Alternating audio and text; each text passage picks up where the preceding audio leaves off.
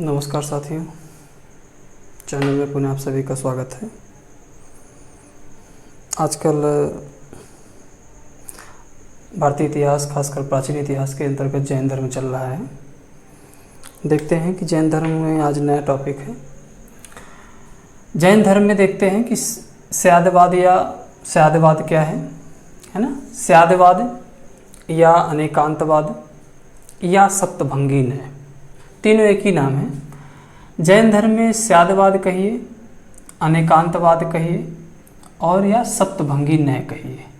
सप्त मतलब सात, तो 7 प्रकार के विचार हैं ये। जैन धर्म में स्यादवाद जो है, स्यादवाद को ही अनेकांतवाद कहेंगे, अनेकांतवाद को ही सप्तभंगी न्याय कहेंगे। यह क्या है? यह मुख्य रूप से ज्ञान की सापेक्षता का सिद्धांत है। यह क्या है?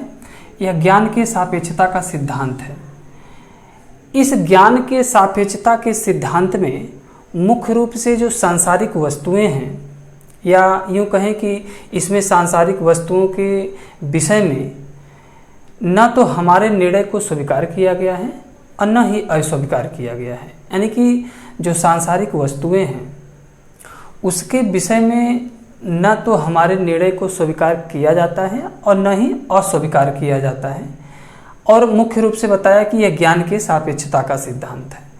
तो सांसारिक जो वस्तुएं हैं, है ना, और सांसारिक वस्तुओं का जो अस्तित्व है उसे स्वीकार भी किया जाता है और नहीं भी स्वीकार किया जाता है। वही क्या है? वही स्यादवाद है या वही सप्तभंगी न्याय है। क्या कैसे कैसे ये? तो ये 7, इनकी संख्या कितनी है? 7 है। यानी 7 प्रकार के विचार हैं, 7 प्रकार के सिद्धांत हैं। क्या है? किसी वस्तु का अस्तित्व है ना। पहला कह रहा है कि किसी वस्तु का अस्तित्व है। दूसरा है नहीं है, नहीं है। तीसरा है और नहीं है। चौथा है कहा नहीं जा सकता। पांचवा है किंतु कहा नहीं जा सकता। और छठवां है नहीं है और कहा नहीं जा सकता। ठीक है ना। और 7वां है नहीं है और कहा नहीं जा सकता। यह जो है सप्तभंगी न्याय है और 7 प्रकार की बातें हैं जो सांसारिक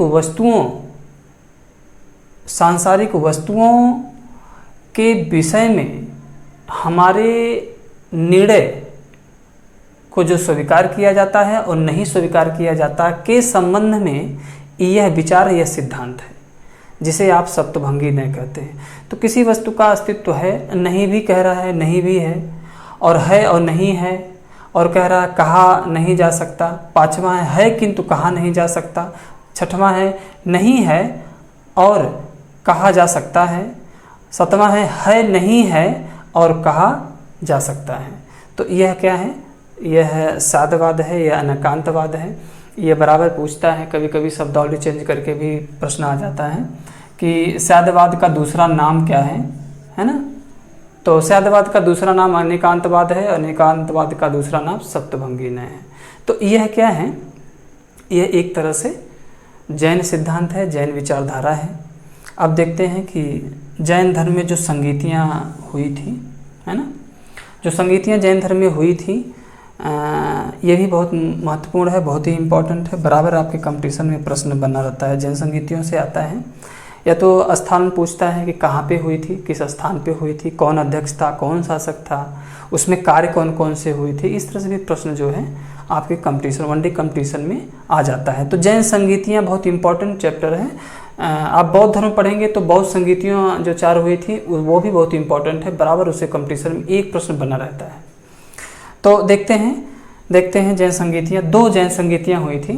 2 जैन संगीतियाँ जो हुई थी, प्रथम जो जैन संगीत हुई थी, प्रथम जैन संगीत का जो समय है 322 से लेकर के 298 ईसा पूर्व है। ठीक है ना। जो प्रथम जैन संगीत का जो समय है वह है 322 से लेकर के 298 ईसा पूर्व है।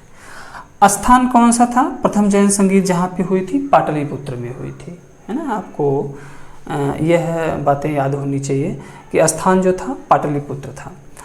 अध्यक्ष कौन था प्रथम जैन संगीत का? प्रथम जैन संगीत स्थूलभद्र, है ना। स्थूलभद्र जो थे उस समय प्रथम जैन संगीत के अध्यक्ष थे। ठीक है ना। शासक कौन था? शासक तो जानते ही होंगे, चंद्रगुप्त मौर्य। चंद्रगुप्त मौर्य का ही शासनकाल रहा है, तो इसी के शासनकाल में, चंद्रगुप्त मौर्य के शासनकाल में प्रथम जय संगीत का आयोजन किया गया था। इस तरह से प्रश्न जो है कंपटीशन में आते हैं। कार्य उस समय कौन कौन से हुए थे? प्रथम जैन संगीत में कार्य कौन कौन से हुए थे? तो देखते हैं, जैन धर्म के 12 अंगों का प्रकरण किया गया था, है ना। तो जैन धर्म के 12 अंगों का जो प्रकरण किया गया था, तो ये कह रहे हैं जैन धर्म के 12 अंगों का प्रणयन, है ना। हाँ, जैन धर्म के 12 अंगों का प्रणयन किया गया था। तो जैन धर्म में 12 अंग हैं। 12 अंगों का जो प्रादुर्भाव हुआ था या प्रणयन जो हुआ था, यह किस बौद्ध संगीत के किस जैन संगीत के अंतर्गत हुआ था? प्रथम जैन संगीत के अंतर्गत।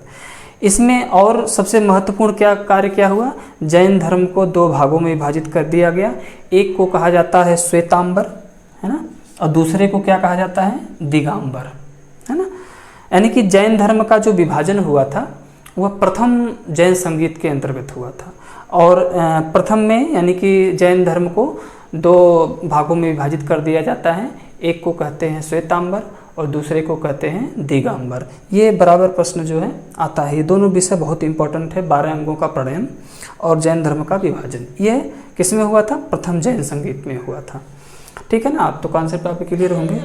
द्वितीय जो जैन संगीत हुआ था, द्वितीय जैन संगीत जो हुआ था, समय कौन सा था? 512 ईस्वी, है ना। समय जो था 512 ईस्वी में द्वितीय जैन संगीत का आयोजन किया गया था। स्थल कौन सा था? स्थल कौन सा था? वल्लभी, है ना। वल्लभी जो क्या था? स्थल था, है ना। अध्यक्ष कौन था उस समय? देवर्धि क्षमाश्रमण, है ना। उस समय जो अध्यक्ष थे, यानी कि द्वितीय बौद्ध संगीत के जो अध्यक्ष थे, देवर्धि क्षमाश्रमण थे, ठीक है ना। अब और कार्य कौन कौन से हुए थे? जैन ग्रंथ को अंतिम रूप से संकलित कर लिपिबद्ध किया गया था। यानी जैन धर्म के जो जैन ग्रंथ जो थे, इसे मुख्य रूप से संकलित करने के बाद इसे लिपिबद्ध किया गया। यह द्वितीय जैन संगीत में कार्य हुआ था। बहुत इंपॉर्टेंट प्रश्न है ये, पूछता है जैन ग्रंथों को लिपिबद्ध जो है किस जैन संगीत के अंतर्गत किया गया था? द्वितीय जैन संगीत के अंतर्गत किया गया था। तो आप इस तरह से एक कॉन्सेप्ट बना लीजिए, और मेरा विश्वास है कि एक आध प्रश्न जो है आपके वनडे कंपटीशन में आता है। स्थान पूछ दे, प्रथम जैन संगीत का स्थान पूछ दे, कहाँ हुआ था, अध्यक्ष कौन था, शासक कौन था, है ना। द्वितीय का भी पूछ सकता है। तो पाटलिपुत्र में पहला हुआ था और दूसरा जो हुआ था वो वल्लभी में हुआ था। पहले का अध्यक्ष स्थूलभद्र थे, दूसरे के अध्यक्ष देवर्धि क्षमाश्रमण थे। शासक, पहले में शासक थे चंद्रगुप्त मौर्य। पहले में जो कार्य हुआ था, जैन धर्म के 12 अंगों का प्रणयन हुआ था, और साथ ही साथ जैन धर्म को 2 भागों में विभाजित किया गया, श्वेतांबर और दिगंबर। साथ ही साथ दूसरे में जो कार्य हुए थे, जैन ग्रंथों को अंतिम रूप से संकलित कर लिपिबद्ध किया गया था, ठीक है ना। तो इस तरह से बराबर आपके कंपटीशन में प्रश्न आते हैं। ये जो शब्दावली है, स्यादवाद कहिए, अनेकांतवाद कहिए और सप्तभंगी नय कहिए, ये तीनों शब्दावली एक ही है। ये क्वेश्चन की प्रकृति बदल करके भी क्वेश्चन आ सकता है ना।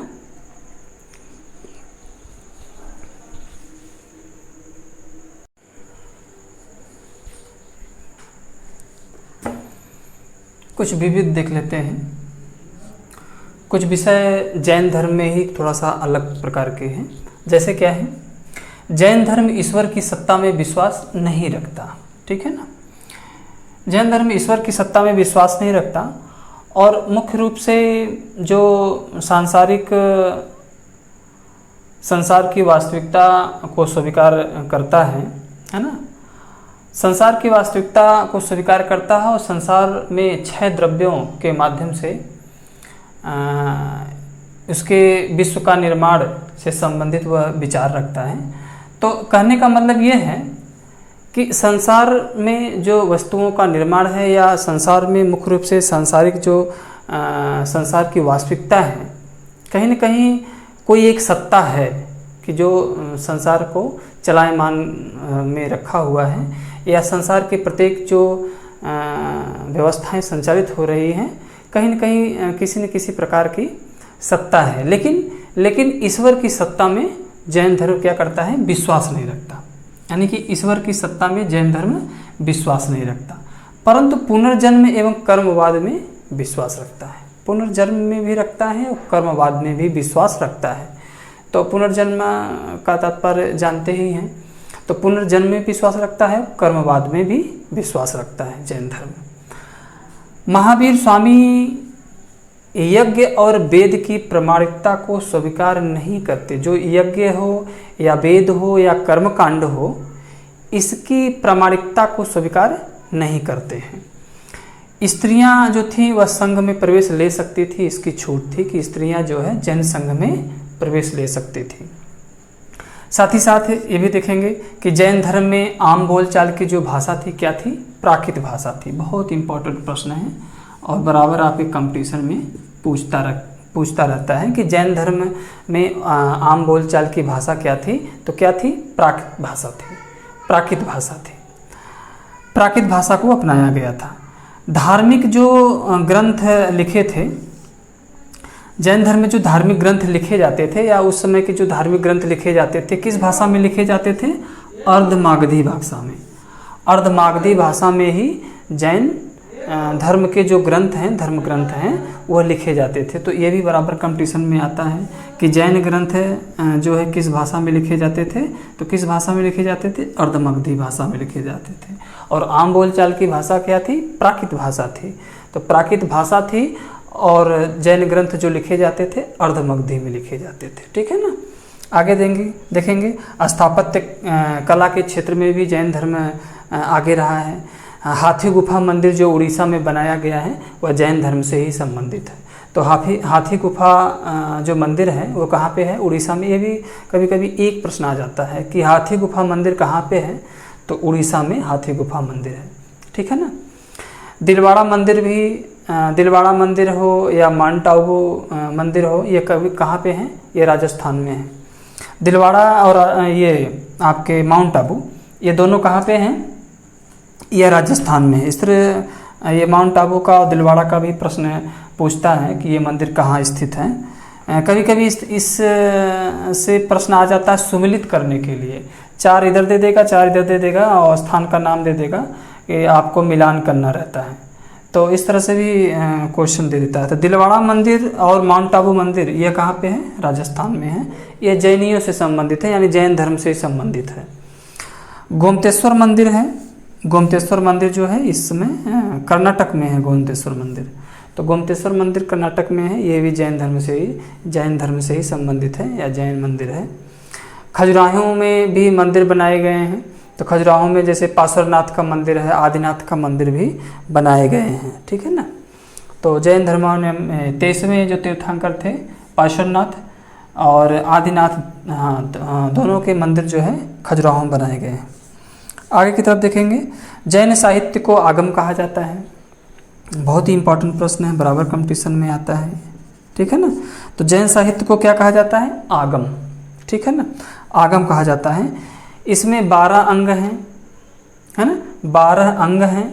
जैसे मैंने बताया था 12 अंग का जो प्रणयन किया गया था, यह प्रथम जैन संगीत में किया गया था। बहुत संगीत बार बार आता है, तो जैन संगीत में, प्रथम जैन संगीत में किया गया था। तो आगम जो साहित्य है, जैन साहित्य है, इसमें 12 अंग हैं, है ना, 12 उपांग हैं, 10 प्रकीर्ण हैं, 6 छेद सूत्र हैं और 4 मूल सूत्र हैं। ठीक है ना। तो ये इस तरह से 12 अंग जो है इम्पॉर्टेंट है। तो इस तरह से बराबर कंपटीशन में प्रश्न आते रहते हैं। प्रश्न की प्रकृति को हमने बताया कि इस तरह से प्रश्न जो है बराबर पूछता रहता है वनडे एग्जाम में। ठीक है ना।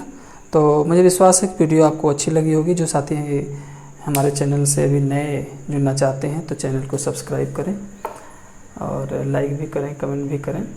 और आज तो ये प्राचीन इतिहास में, आज प्राचीन इतिहास को मैं यहीं पे रोक रहा हूँ। ठीक है ना। अगली वीडियो जो मेरी प्रारंभ होगी लगभग 10 दिन तक चलेगी, भारतीय राज्य व्यवस्था पर चर्चा करेंगे। तो भारतीय राज्य व्यवस्था अगली वीडियो के साथ मैं उपस्थित होऊंगा, भारतीय राज्य व्यवस्था के साथ।